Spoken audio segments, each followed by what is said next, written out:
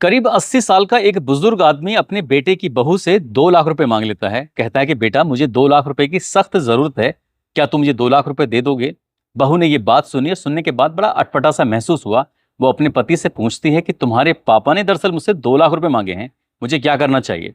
बेटे ने जैसे ये बात सुनी, थोड़ा अजीब लगता है, गुस्सा आता है। कहते हैं कि अगर पापा ने तुमसे 2 लाख रुपए मांगे हैं तो इसमें हर्ज क्या है? दे दो, अगर तुम्हारे पास हैं, और नहीं है तो मैं दे देता हूँ।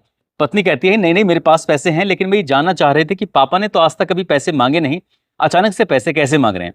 वो 2 लाख रुपए अपने ससुर के हाथ में दे देती है। वक्त गुजर जाता है। 10 या 12 दिन का समय अभी बीता ही था कि उस बुजुर्ग आदमी ने फिर से अपने बेटे से कहा कि बेटा, मुझे 5 लाख रुपए की सख्त जरूरत है, क्या तुम मुझे 5 लाख रुपए दे दोगे? ये बात सुनने के बाद बेटा अपने बाप से कहता है कि पापा, तुम्हें पैसे की कहाँ जरूरत आन पड़ी है? तभी बाप को गुस्सा आता है और कहता है कि इतने साल से मैं तुम पर कितने रुपए खर्च कर रहा हूं, करोड़ों रुपए मैंने तुम पर खर्च कर दिए। कभी मैंने आज तक तुमसे एक सवाल नहीं पूछा कि तुम्हें पैसे की कहाँ जरूरत है। आज मुझे 5 लाख रुपए की जरूरत आन पड़ी तो तुम मुझसे पूछते हो कि तुम्हें कहाँ जरूरत आन पड़ी है? बेटे ने जब इतनी सारी बातें सुनी, बेटा कहता है अपने पिता से कि आप बिल्कुल परेशान मत होइए, मैं आपको 5 लाख रुपए तुरंत देता हूं, तत्काल देता हूं।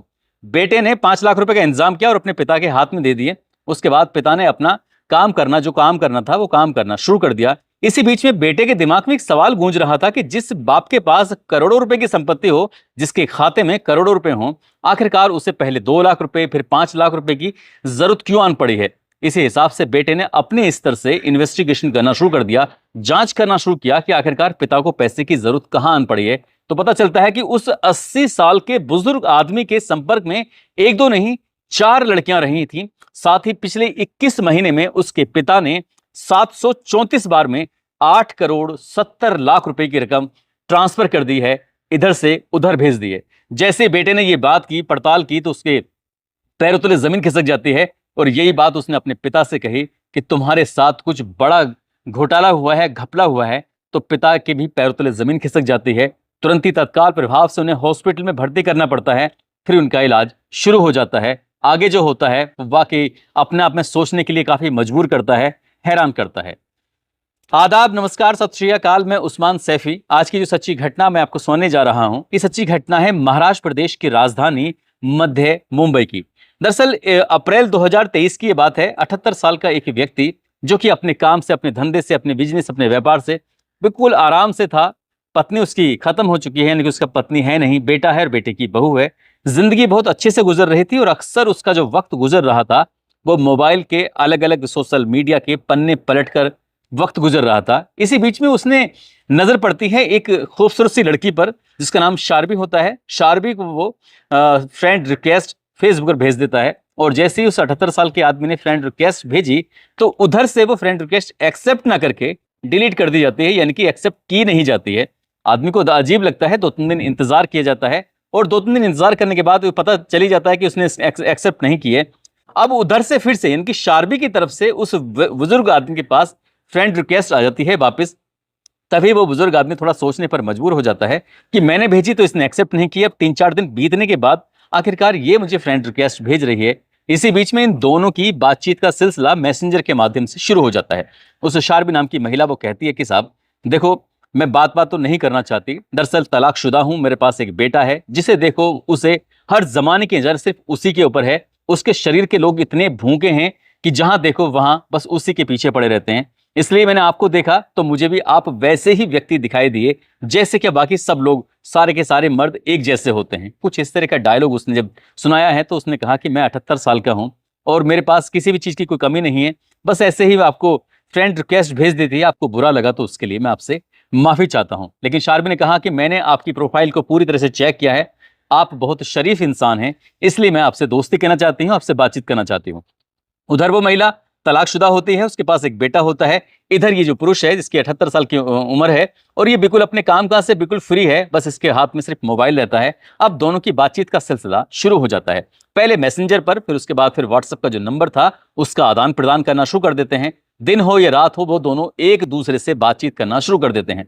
अब तक इस बुजुर्ग आदमी की जिंदगी में जो अकेलापन था, खालीपन था, वो दूर हो चुका था। दिन हो या रात हो, दोनों एक दूसरे से खूब सारी बातें किया करते थे और एक दिन अचानक ही संपर्क टूट जाता है, यानी कि बातचीत का सिलसिला बंद हो जाता है। और जैसी बातचीत का सिलसिला बंद हो जाता है तो वो बुजुर्ग आदमी उस महिला से बात करने के लिए बहुत ज्यादा उतावला हो रहा था और इसी बीच में 2-4 दिन बीतने के बाद में आखिरकार मैसेज भी आता है, कॉल भी आती है। जब बातचीत शुरू होती है तो पूछता है कि तुमने 3-4 दिन तक मुझसे बातचीत क्यों नहीं की, क्या दिक्कत आई, क्या परेशानी आई।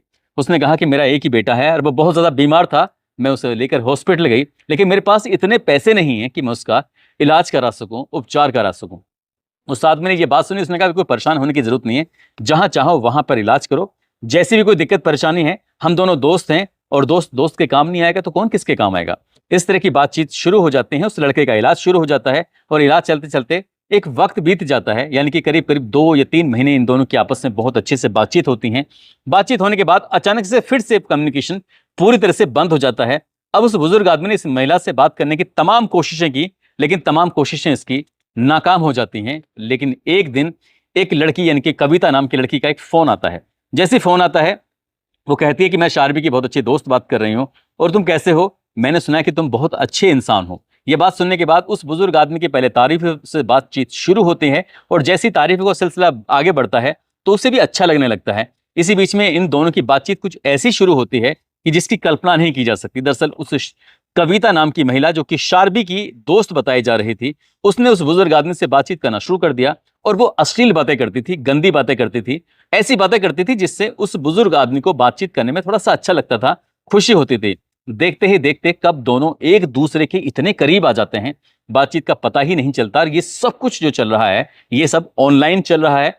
फोटो में एक दूसरे को देख रहे हैं, वीडियो में एक दूसरे को देख रहे हैं और एक दूसरे के कपड़े भी उतर रहे हैं, बातचीत चल रही है। ये सिलसिला जब महीनों तक चलता रहता है तो इसी बीच में इस कविता नाम की महिला ने उस बुजुर्ग आदमी की ऐसी कोई जगह नहीं होगी, चाहे वो बेडरूम हो या फिर बाथरूम हो, जहां पर उस बुजुर्ग आदमी के न्यूड फोटो, न्यूड वीडियो उसके अपने मोबाइल में कैप्चर ना कर ली हो। अब इसके बाद उसने, कविता नाम की इस महिला ने इस आदमी को ब्लैकमेल करना शुरू कर दिया। उससे कहा कि मुझे तुमसे पैसे की जरूरत है और पैसे की वो डिमांड करने लगती है। आखिरकार जैसे जैसे कहा जा रहा था वैसे वैसे वो करता चला जाता है। अप्रैल 2023 से ये कहानी शुरू होती है और नवंबर 2023 आ जाता है। फिर अगला साल 2024 की कहानी शुरू हो जाती है। अब जैसे जैसे ये आगे वक्त बढ़ रहा था वैसे वैसे कविता की लगातार डिमांड बढ़ रही थी और कविता ने भी एक दिन अचानक से अपना कम्युनिकेशन पूरी तरह से बंद कर दिया। एक दिन की बात है, दिनाज नाम की एक महिला होती है, इंटरनेशनल कॉल करती है और इंटरनेशनल कॉल करने के बाद वो कहती है कि मैं शार्वी की छोटी बहन बात कर रही हूँ और शार्वी ने मुझे आपसे बात करने के लिए बोला है। आपको लगता है कि मैं अगर उसकी बहन नहीं हूं तो ये व्हाट्सएप की जो चैट है जो आपने उससे बातचीत की थी वो आप देख सकते हो।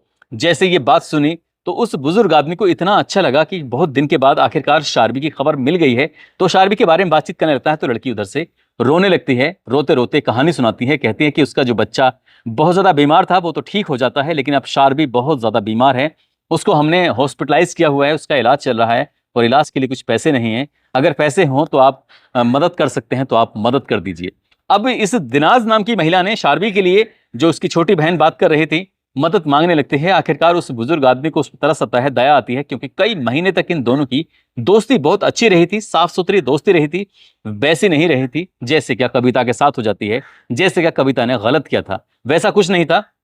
अब दिनाज ने इलाज के लिए पैसे मांगे तो उस बुजुर्ग आदमी ने इलाज के नाम पर पैसे देने शुरू कर दिए और वो लगातार जैसे जैसे डिमांड आ रही थी वैसे वैसे डिमांड पूरी करना शुरू कर देते हैं। लेकिन कुछ दिन के बाद ये खबर दिनाज देती है कि शार्वी अब इस दुनिया में नहीं रही, वो मर चुकी है और उसके मरने की वाक़ात फोटो ये सब चीजें वो दी जाती हैं, तसल्ली दे दी जाती है। कुल मिलाकर आगे फिर से वक्त आगे बढ़ने लगता है और एक लड़की और जो चौथे नंबर पर आती है, इसका नाम जैस्मीन होता है। जैस्मीन ने भी बातें करना शुरू कर दिया। जैस्मीन शुरू से ही इतनी उतावली थी कि बहुत कम समय में उसे बुजुर्ग को बिल्कुल पूरी तरह से अपने जाल में फंसाने की कोशिश कर रही थी और उसे सफलता भी मिल जाती है। आखिरकार बातचीत का सिलसिला शुरू होता है, उसको ब्लैकमेल करना शुरू कर देती है और वो ये बता रही थी कि मुझे कविता से तुम्हारे कुछ वीडियो मिले हैं, यदि तुमने मुझे ये सब जो मेरी डिमांड है वो पूरी नहीं की तो देख लेना ये वीडियो फोटो सब कुछ सब सोशल मीडिया पर वायरल कर दिए जाएंगे। वो बुजुर्ग आदमी लगातार उलझता चला जा रहा था और उसको पता ही नहीं था कि अब तक अलग अलग बार में 4 लड़कियां उसकी जिंदगी में आ चुकी हैं और हर लड़की ने कोई ना कोई नई कहानी सुनाई थी।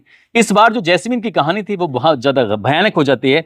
वो कहती है कि अगर तुमने मेरी मांग पूरी नहीं की तो वो अपनी जान दे देगी और वो उसने लेटर लिख दिया है, लेटर तुम्हारे नाम से लिख दिया है, जो भी कुछ होगा इसके लिए तुम जिम्मेदार होगे। वो बुजुर्ग आदमी फंसता चला जाता है और फंसते फंसते अब तक उसकी जेब जो थी वो खाली हो चुकी थी, इसलिए उसके पास पैसे नहीं थे। उसने तमाम कोशिशें की, मेरे पास कोई पैसा नहीं है और मेरे जो भी कुछ पैसे थे वो सब कुछ दे चुका हूं, अब खाली है मेरी पूरी तरह जेब। वो कहती है कि कहीं से भी इंतजाम करो जैस्मीन, बस पैसे चाहिए। पहले 2 लाख रुपए का इंतजाम करता है, वो अपनी बहू से लेता है, यानी कि बेटे की बहू से। फिर उसके बाद 5 लाख रुपए की डिमांड करता है, तो फिर अपने बेटे से मांगता है। बेटा 5 लाख रुपए दे देता है, लेकिन इन 2 लाख से 5 लाख से कोई फायदा नहीं होने वाला था।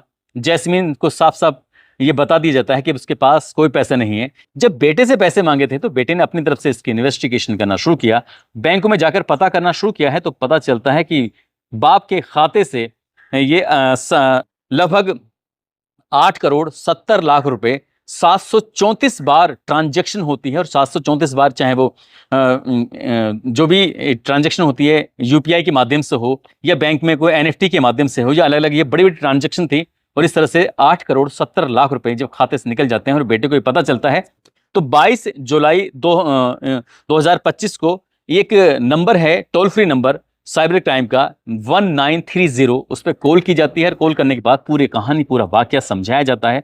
उसके बाद नजदीकी पुलिस स्टेशन जाया जाता है 6 अगस्त 2025 को, और ये एफआईआर दर्ज कर ली जाती है। जैसे ही उस बुजुर्ग आदमी को यह पता चलता है कि उसके साथ इतना बड़ा फ्रॉड हो चुका है, 4 अलग अलग लड़कियों ने उसके साथ हमदर्दी जताकर, उसके दिलों में जगह बनाकर उसके से 8 करोड़ 70 लाख रुपए लूट लिए हैं, तो उस बुजुर्ग आदमी को एक बीमारी तो नहीं कहेंगे, लेकिन बीमारी से कम भी नहीं है। ये डिमोंशिया एक जगह बीमारी होती है, ऐसे जैसे अल्जाइमर होता है।